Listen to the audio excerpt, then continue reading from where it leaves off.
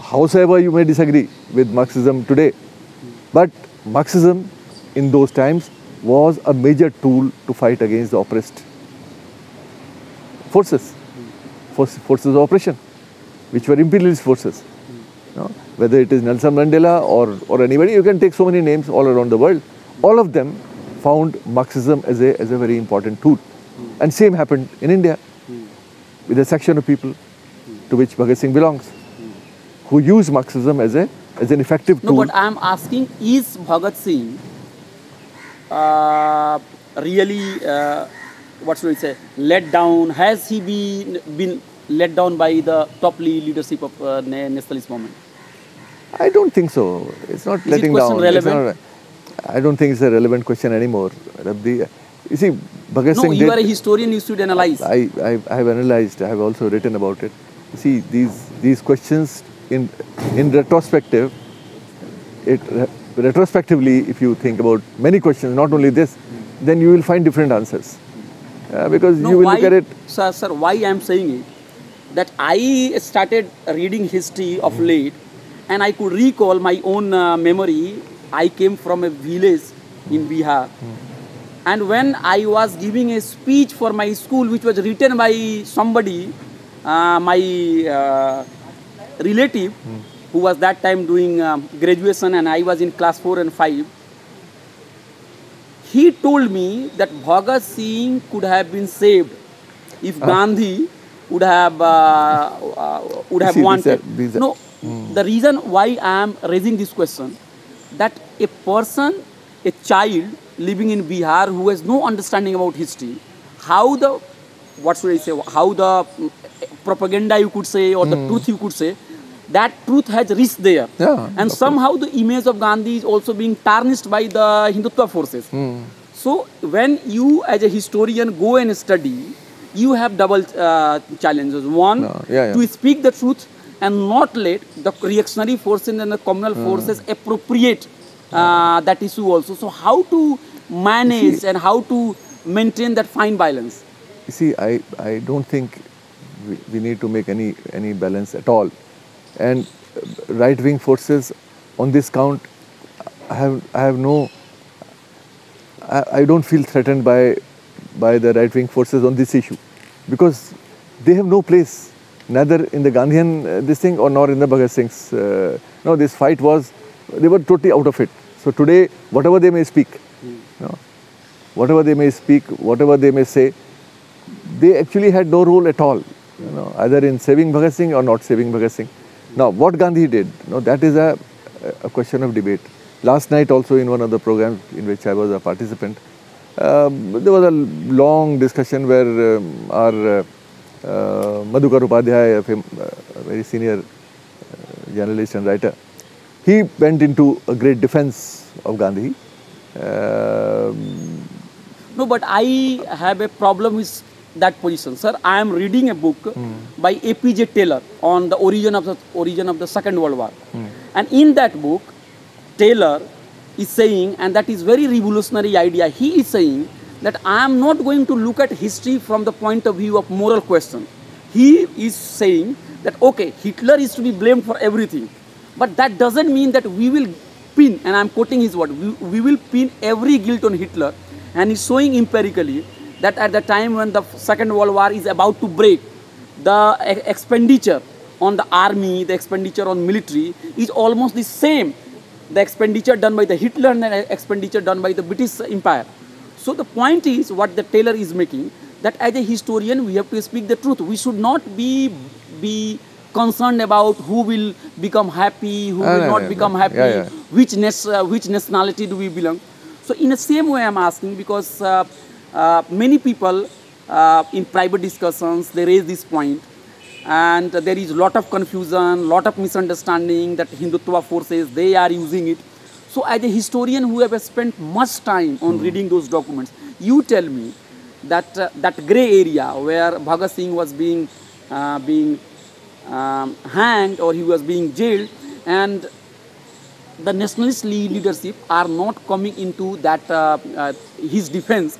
And also I think that after the executions of the Bhagat Singh, the Congress party hold one Adhivesan, if I am not wrong, it was Karachi. and Gandhi was not welcomed by a large number of people.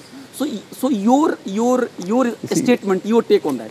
See, it's a question of perception. I don't believe, I don't accept if people say that if Gandhi had insisted or Gandhi had made Bhagat Singh's and his comrades' life as a condition, which was not made. People don't talk about it.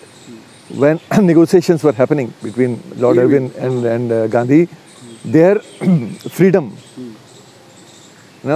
their case was not even part of the deliberations. People don't even think of it. The British government began negotiations with Gandhi only on a condition that their case will not be discussed. Their freedom will not be discussed. Because they have done something against the crown, against the British government, and so they are not going to discuss that. That is not negotiable at all. Okay, so the thousands of other political prisoners can be discussed. So the freedom of these people was not even part of the deliberation. Gandhi ji made statements to the press. Informally, he wrote letters to the Viceroy. He talked about it. There are documents available. No, but he also made an appeal. Gandhi ji made an appeal that people should not support the revolutionaries because they are throwing bombs. Yeah, he wrote many things. He called them mindless patriots. Okay. He called them deluded patriots. Okay. It's all there in my book. I have quoted him. Yes, I'm taking them from your book. Yeah. So he said all that because he disagreed. Then there were people in the Congress party who disagreed with Gandhi. Who were they? There were so many. The top leadership from Nehru downwards. And that not one, state level leaders. People in this famous labor leader in Bombay. I forgot his name. A very popular labor leader in Bombay and who was part of the Congress as well. He gave so many statements again and again. Both, we all know, spoke so much against... so the picture is complex, you mean to say? Picture is very complex because if you look at the Congress party, look at the resolutions which were passed twice in the Congress regarding the revolutionaries. One was resolution on denigrating. When this Viceroy's coach was attacked, but nobody was killed. Viceroy also escaped, etc. And the Congress party passed a resolution. That resolution was passed by a razor thin majority. Large number of people in the Congress session voted for the revolutionaries against Gandhi. So there was a huge support within the Congress for the revolutionaries, for their cause.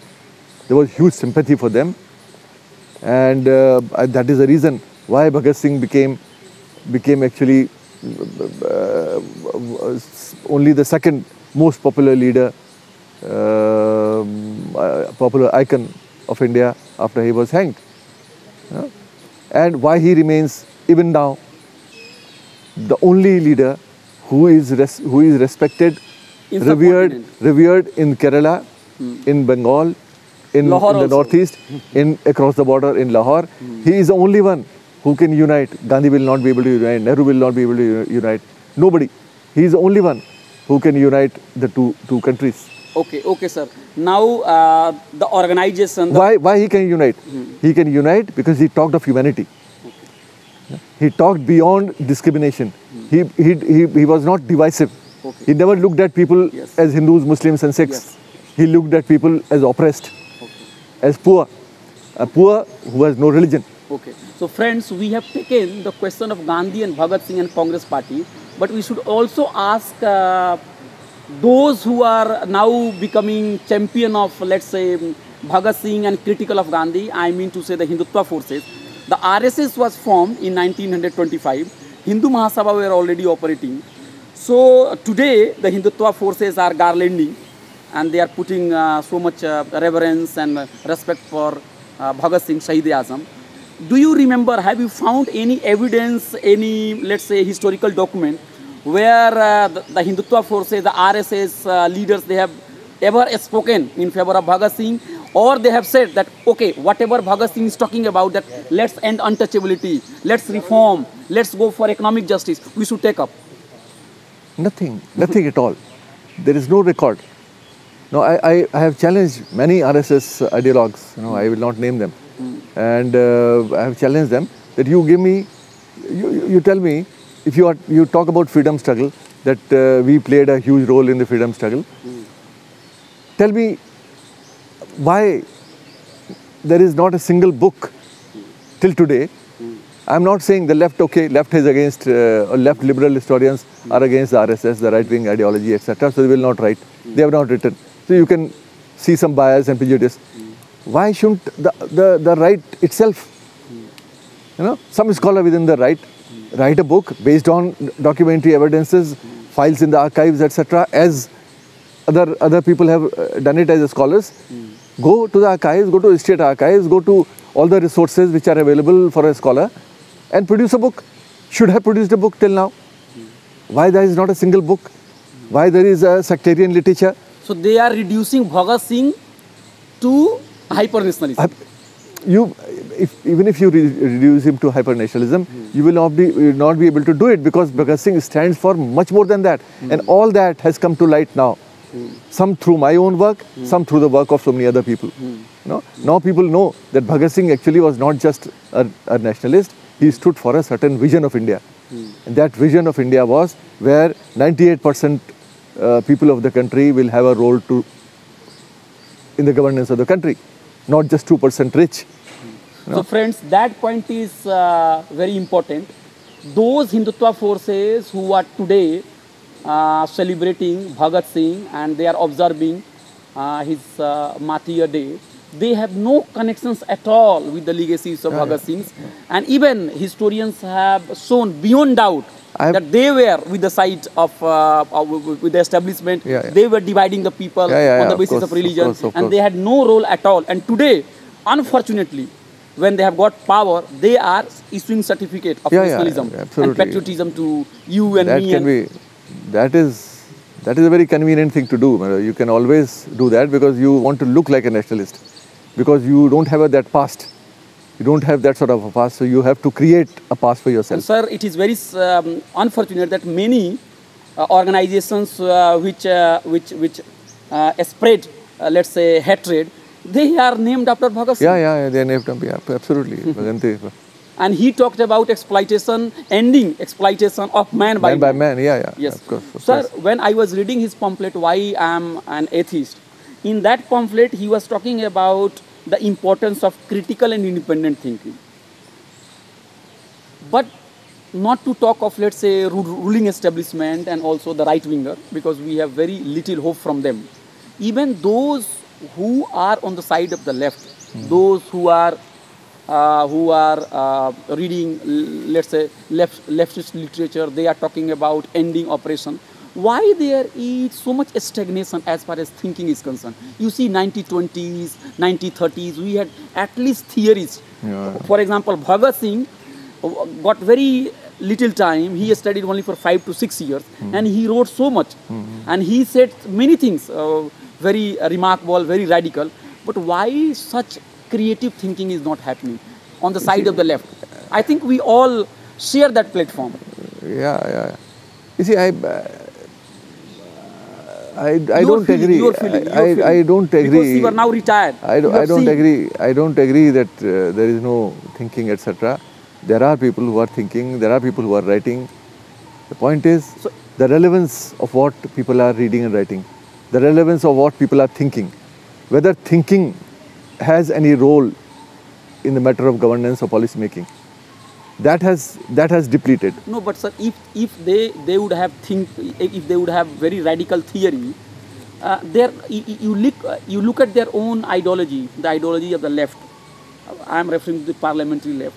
Year by year, decades by decades, they are getting more trapped into, let's say, the bourgeois parties, the bourgeois system. No, I totally agree with that, because there is a qualitative difference Yes. in the leadership Yes. of the past and the leadership of the today. Like not only qualitative, even quantitative. No, people have disappeared, numbers have depleted, and quality has depleted. So that has happened. We have seen great ideologues of the left if you see the parliamentary left, big names who were revered by people who didn't agree with them. Even they respected them. So that leadership has disappeared. Why that has happened? That reasons are not just Indian. They are reasons beyond India. They are reasons which are global. There is a right-wing upsurge all over the world. Left in India alone is not depleting. Left liberal politics. No, we are part of the global politics, the way things have happened all around the world. No, we see what is happening in Turkey. We see what is happening in Japan, China. Even the left, the way China is today, is not the same left as it used to be. China is as bourgeois as any other country. We have more capitalists in China than in any other part of the world. So, French Central Europe, France, Germany is the only place where social democrats and some other people have some space. But I don't know for how long. Hungary, we see that. Brazil, we watch every day, Bolsonaro, etc. So these people are taking the politics of the world to the extreme right. Now, why that has happened? For that, we should introspect. We means people who have been espousing left liberal politics. There is something wrong which has happened. It can't be a magic that these people have suddenly come up. They have come up not because they have some virtues. They have come up because you have done something wrong. There is some problem in your politics, in your way of thinking. You have not been able to satisfy the aspirations of people to the extent they expected to be satisfied. So something has happened, and that has happened globally. And so this trend which has been on, I'm sure it will not last forever. People have to come back Your suggestion to them? To the left circle? Listen to? No, I am saying your suggestion. Yeah. Some advice to them? No, advice is that one has to keep the fight on. You cannot go and rest somewhere coolly in a corner because you have no place left for yourself. You have to hit the street. You have to fight. Because the point is the identity of the left was dependent on mass politics. On politics of the poor, of the deprived, of the marginal. If you stop talking about them, if you stop organizing them, if you stop being with them, then obviously you are going to lose. Now today that has happened. Not that you have stopped being their spokespersons. You still speak for them. But the point is, in the midst of the right-wing upsurge, self-criticism is very important. Self-criticism is important, and you should realize that there is something happening around us. We have to watch everything very carefully and be prepared to come forward whenever the opportunity friends, gives in. Bhagat Singh is also very important because he wrote on caste and untouchability. And he was not confused like many of our nationalist leaders were, that okay, we have to defend caste, we have to defend Varna Ashram, we have to defend this, we have to defend that. And his article, I will just take two questions. So, Bhagat Singh wrote one article in Kriti magazine about untouchability and what is the way out. And the way he has criticized the Hindu society, the Brahminical order, and his words are very, very important and very relevant today. He said that if animals, if dogs enter the temple, it could be tolerated, but not the entry of any untouchable. And he said that this is not the question of one person, 6 crore at that time. 6 crore. Yani almost 20% out of 30 of our populations are being treated as untouchable. And he said that rise in rebellion, you are a sleeping lion. And he said that do not think much from the Babu and Naukarshahi, the bureaucrats and the state, but you have to organize and agitate. So I find that Bhagat Singh is very much talking what Ambedkar is also saying. So as a historian, have you seen any connections, any struggle together between Bhagat Singh and Ambedkar? No, no, that is not there. Were they talking? There is no direct talk between them, because and they don't refer to each other at all. I But don't sir, see. I have seen one piece That in is, a magazine which claims that Ambedkar wrote editorials when Bhagat Singh was. Oh, that is later on. That Okay. is later on. So that lots of people wrote lots of things, and Ambedkar also wrote about him sympathetically, and so that's true. But the point you are trying to raise is fundamental issue, even now. Like this whole question of untouchability, and the people whom we call Dalits now, untouchables, etc. That battle is going on. I often say that Bhagat Singh should have become irrelevant. Bhagat Singh should have become totally irrelevant today, because the issues which he raised should not have been relevant at all.